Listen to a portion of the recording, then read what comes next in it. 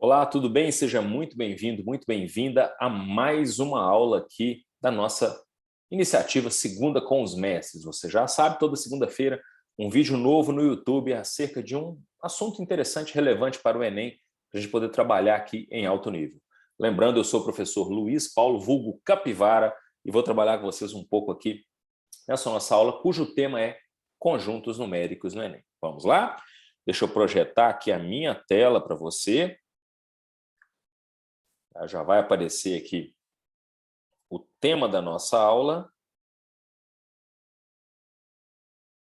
conjuntos numéricos no Enem. Legal? Então tá aí, para a gente poder discutir um pouco acerca disso. Bom, a referência básica que a gente tem, você que quer acompanhar a aula, é sempre na descrição aí do vídeo, você consegue baixar o nosso raio-x. O que é o raio-x? É uma compilação de informações acerca das últimas edições do Enem, ou seja, 10 últimas provas do Enem na primeira aplicação, discutidas, comentadas, separadas em assunto, com a estatística, aqueles assuntos mais importantes, mais relevantes, um resumo teórico, simulado para você fazer. Então, realmente, um material inestimável. Então, te convido a baixar aí para acompanhar. A gente vai trabalhar bastante aqui com questões retiradas do raio-x e também com uma parte do material. Vou mostrar para você um pouco do nosso material teórico, legal? Se você estiver interessado em estudar conosco, nos procure nas redes sociais aqui, você entra em mestramatemática.com.br, tem lá todo um acervo de cursos que a gente já tem, se você tiver a fim de estudar conosco, legal? E se gostar, já dá um joinha aí, ativa as notificações para estar sempre conosco, legal? Bom, vamos lá.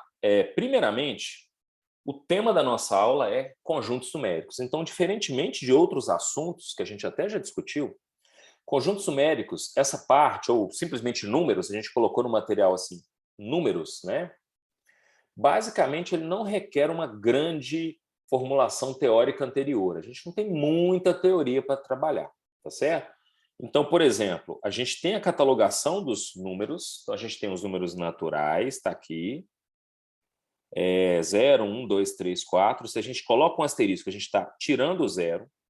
Aí você tem aqui os naturais pares, múltiplos de 2, né, divisíveis por 2, os naturais ímpares da forma 2n mais 1, e os primos, que são muito importantes, são aqueles números que possuem exatamente dois divisores naturais, o 1 e ele mesmo, o próprio número, né? Quando você acrescenta os negativos, você trata aí dos números inteiros. O conjunto dos inteiros, que a gente representa por z, é o conjunto dos naturais, esses são os naturais, acrescidos dos negativos, né? Muito usado assim para operações de débito, né? Então, normalmente usado muito em transações comerciais. Depois dos inteiros, o próximo conjunto numérico é o conjunto dos racionais.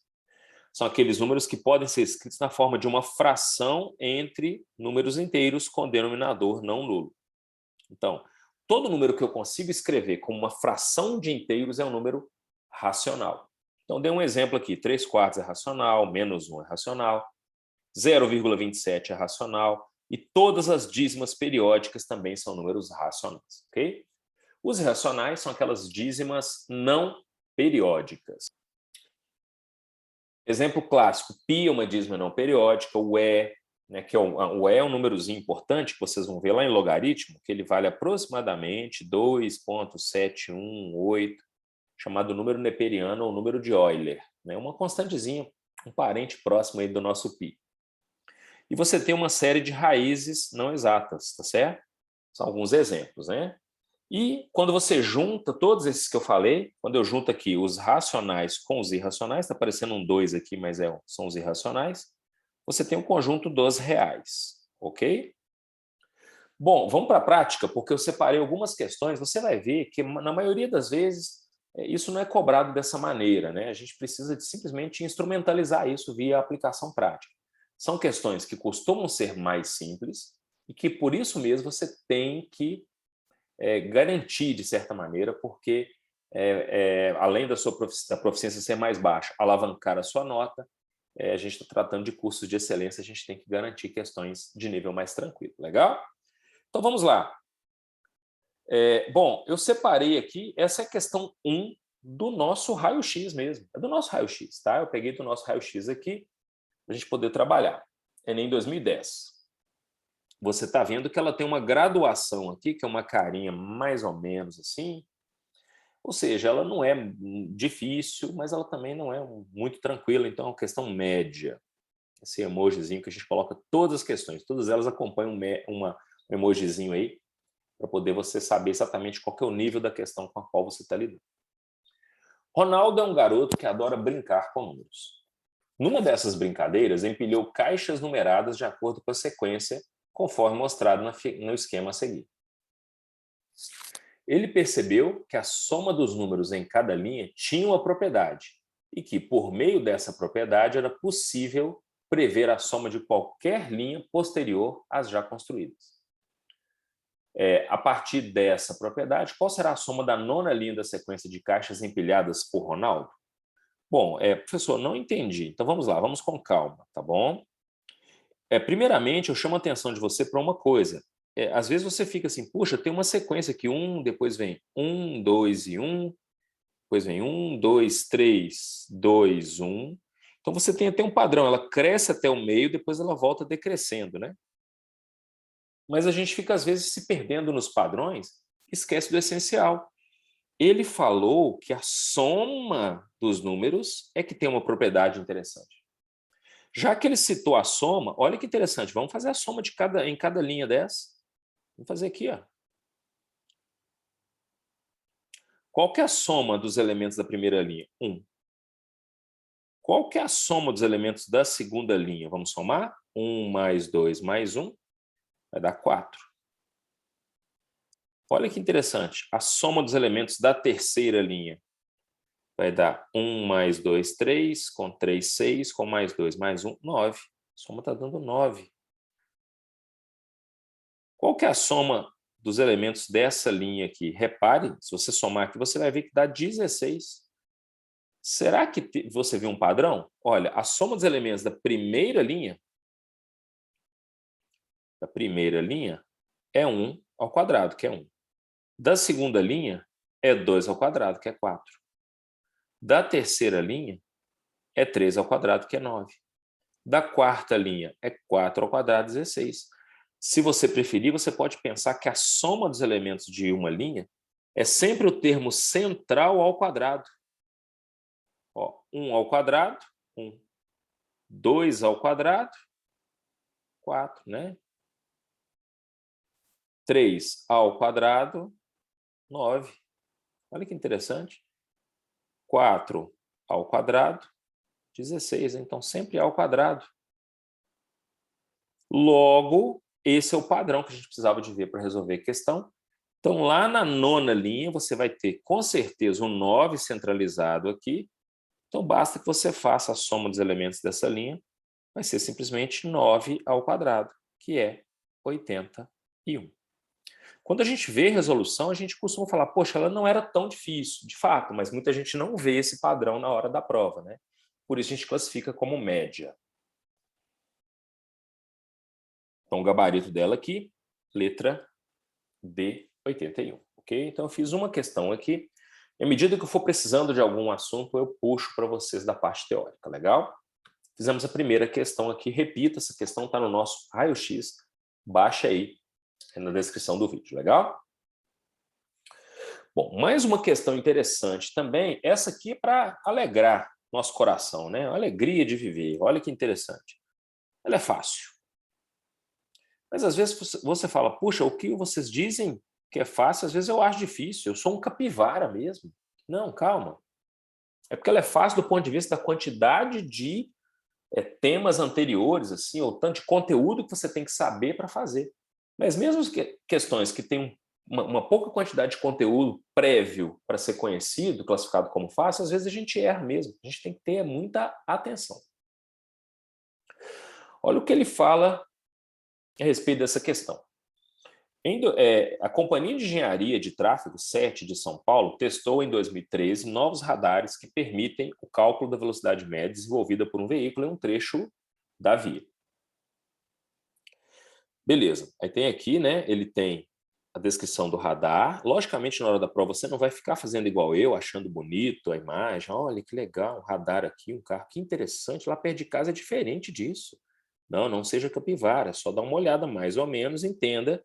Olha aqui que é uma figura para auxiliar o entendimento, mas não tem nenhuma informação muito relevante ali, né? A não ser essa aqui, 2,1 quilômetros de distância um do outro nesse teste, né?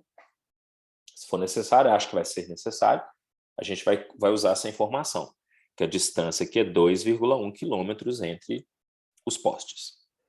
Bom, aí ele fala, as medições de velocidade deixariam de ocorrer de maneira instantânea ao se passar pelo radar e seriam feitas a partir da velocidade média no trecho, considerando o tempo gasto no percurso entre um radar e o outro. Sabe-se que a velocidade média é calculada como a razão entre a distância percorrida e o tempo gasto para percorrê-la. O teste realizado mostrou que o tempo que permite uma condição segura de deslocamento no percurso entre os dois radares deveria ser no mínimo de 1 minuto e 24 segundos, ou seja, 84 segundos. Com isso, a SET precisa instalar uma placa antes do primeiro radar, informando a velocidade média máxima permitida nesse trecho da via. O valor a ser exibido na placa deve ser o maior possível entre os que atendem às condições de condução segura observadas. Qual que é a placa de sinalização que informa a velocidade que atende às condições? Bom, então vamos lá. A gente sabe que a velocidade média é a distância percorrida, que é 2,1 quilômetros, pelo tempo gasto. O tempo aqui está 1 minuto e 24 segundos, são 84 segundos. Então, o que a gente vai fazer? A gente vai simplesmente, né? Ficou estranho, deixa eu consertar esses segundos aqui. Nós vamos simplesmente aqui, vou colocar um 84S, 84 segundos.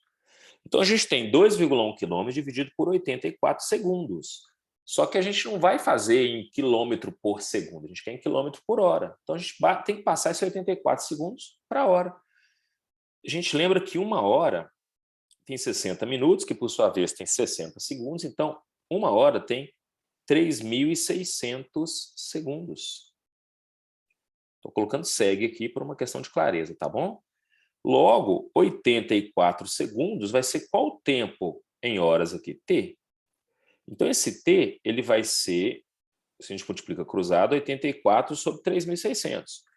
A gente pode simplificar por 12 em cima, 12 embaixo, né? Divide por 12 em cima, 12 embaixo. Isso aqui vai dar 7 sobre 300 horas. Eu vou deixar assim mesmo, eu não vou fazer essa conta, não. Fica esse ensinamento para você. Às vezes você chega num ponto, você fica aflito para fazer essa conta. Não, deixa. Vamos aguardar aqui, ver se a questão nos ajuda a entender melhor o que acontece. Legal? Então vamos lá. Bom, então a gente vai fazer aqui, né, 2,1 quilômetros. Então olha que interessante, 2,1. Eu vou tirar o quilômetro aqui. Não, eu vou deixar ele aqui em cima. E eu vou colocar aqui 84 segundos são 7 sobre 300 horas. É só a gente manipular tranquilamente aqui, né? A gente conserva a primeira, que é 2,1 sobre 1, né? Assim. Primeira fração, multiplica pela segunda fração invertida, que é 300 sobre 7. Quando eu faço 2,1 por 7, isso aqui vai dar exatamente 0,3, né? Então, isso aqui é 0,3 vezes 300, vai dar 90 quilômetros por hora. Então, essa é a indicação da placa que a gente deve marcar aqui. Letra C. Então, de fato, uma questão mais simples. Concorda? Perfeito. Então, beleza. Fizemos aqui duas questões. Então, para você ter uma ideia do que é, o que seria uma questão de números? Uma questão na qual a principal habilidade é reconhecimento e manipulação das propriedades numéricas, né? Só que a gente também tem um tipo de questão interessante, que é essa aqui que eu selecionei para você, que é de máximo divisor comum, ok? Então, deixa eu pegar essa, nós vamos fazer agora a questão 22, que está aqui no raio-x dos mestres, ela já é média, na verdade, tendendo para difícil, a depender de como que as pessoas trabalham. Vou resolver essa questão com você. A gente tem aqui toda a parte teórica, tá, da divisão euclidiana, do número de divisores, do máximo divisor comum, que é de vários jeitos. Então, aqui, por exemplo, tem um jeito de calcular o máximo divisor comum, que é marcando com asterisco os fatores que dividem todos os números, e o MDC é o produto só desses caras que estão com esses asteriscos. Legal? Bom, então vamos lá. Vamos avançar para a questão para você entender, afinal de contas, onde é que entra o conceito de MDC aqui. Um arquiteto está reformando uma casa. De modo a contribuir com o meio ambiente, ele decide reaproveitar tábuas de madeira retiradas da casa. Ele dispõe de 40 tábuas de 540, então deixa eu fazer uma tábua aqui, de 540, ok? Meio retangular assim, 540 centímetros. Depois ele tem uma outra tábua aqui de 810. Então, deixa eu fazer um desenho aqui, porque eu acho que o desenho nos ajuda a enxergar um pouco melhor. Né? Aqui está 810. Ok? E uma outra tábua de 1080. Ok? Deixa eu só editar aqui para ficar um pouco melhor para você, para a sua experiência ser um pouco melhor, né? Então, você tem tábuas aqui, elas têm a mesma espessura, tá? Uma tem 540, outra tem 810 centímetros e outra tem 1080. E elas vão ser divididas em tábuas de mesma largura, né? É assim, mas pedaço de mesmo comprimento, sem sobras, mas de um comprimento menor que 2 metros. Então, ele quer saber qual que é a quantidade de peças que se consegue produzir. Qual que é a primeira coisa que a gente tenta achar? A gente tem que achar, definir o tamanho de cada pedaço.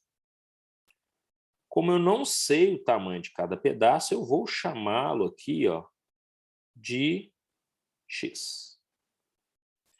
Então, repare uma coisa interessante. O tamanho de cada pedaço tem que ser o mesmo. Então, o carpinteiro ele vem aqui na primeira tábua, coloca aqui X, aí depois ele coloca mais X. Estou tentando fazer uns efeitos especiais aqui para você. X, e assim por diante, né? X, até que no final ele corte certinho, sem sobras. Então, repare que para que isso aconteça, o x ele tem que ser um divisor de 540, tem que ser um número pelo qual 540 é divisível. Então, o x ele é divisor de 540. Só que você vai ver que o x ele também tem que ser um divisor do 810, porque olha só, estou colocando ele aqui, o x ele tem que caber também no 810, número inteiro de vezes. Então, ele também tem que ser um divisor de 810. Então, 540 de 810. E também o x ele tem que ser um divisor de 1080. Ok? Estou pregando aqui só para ficar legal. Está aparecendo um pedacinho branco, mas na verdade está completo, tá? Está encaixando perfeitamente. Então, a gente termina aqui com o x aqui no final. Então, o x tem que ser divisor de 540, 810 e 1080. Ele tem que ser um divisor, o quê? Comum a todos esses números. Como ele tem que ser um divisor comum, a gente pensa no máximo divisor comum, né? Porque ele quer que seja o maior tamanho possível.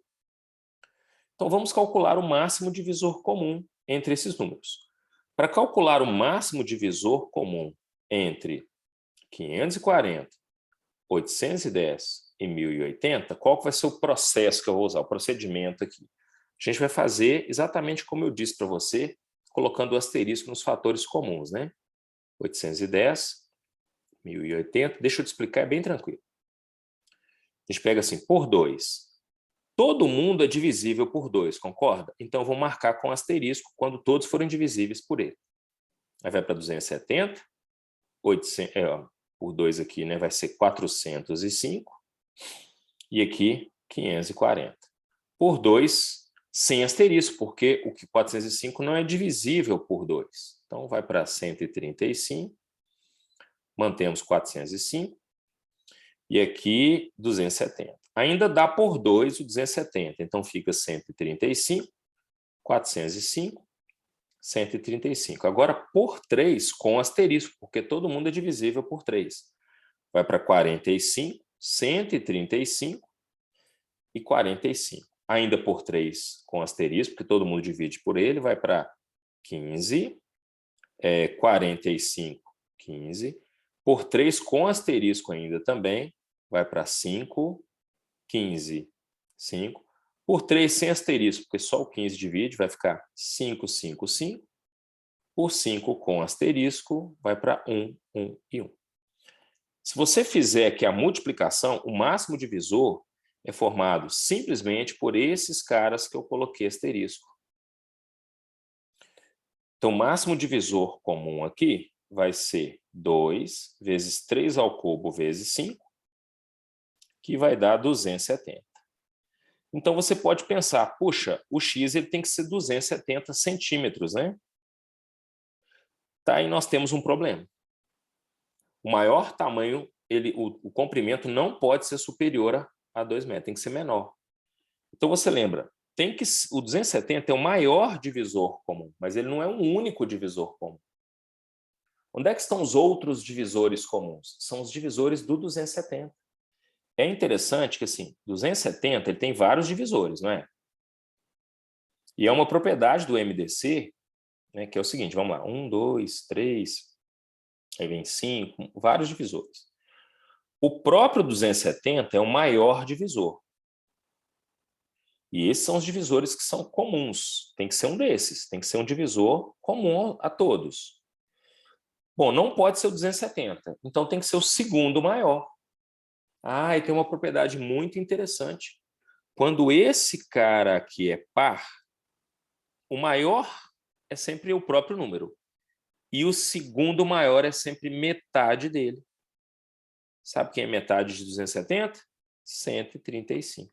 Então, na impossibilidade de usar 270, nós vamos usar 135 centímetros, que é o segundo maior divisor. Sempre que o número for par, você pode pensar nisso, tá? Quando o número for par, aqui, esse cara é par, o maior divisor é o próprio número e o segundo maior é metade dele, ok? Então, como o x é 135, então agora acabou a questão. Por quê? Eu vou pegar 540, vou dividir aqui por 135, vou achar 4 pedaços, vai sobrar 0, mas são 40 tábuas, 40 vezes 4, 160. O que mais? A gente tem também, a segunda você tem 30 tábuas, né, de 810, a gente pega 810, divide por 135, vai dar 6 pedaços, sobra 0, mas eu tenho 30 tábuas, 30 vezes 6, 180. Ok? E o terceira tábua aí, geradora para a gente, vai ser 1080. Eu divido em pedaços de 135, vou achar 8 pedaços, vai sobrar 0. Espera aí que deu uma... vai sobrar 0. Como são 10 tábuas, 10 vezes 8 vai dar 80. Então, qual que é o total de pedaços formados? O total de pedaços formados aqui vai ser 160 mais 180 mais 80, o que totaliza para a gente aqui 420 pedaços, né? Ok? Então, isso aqui é letra E. A gente já tinha discutido, me parece, umas questões parecidas, talvez até essa num outro momento, mas essa aqui eu quis juntar, sistematizar dentro da teoria de números, tá? Na parte do raio-x referente a essa matéria. Legal? Bom, espero que você tenha gostado, aprendido um pouco aqui nesse nosso encontro. Um grande abraço para você. Valeu? Tamo junto.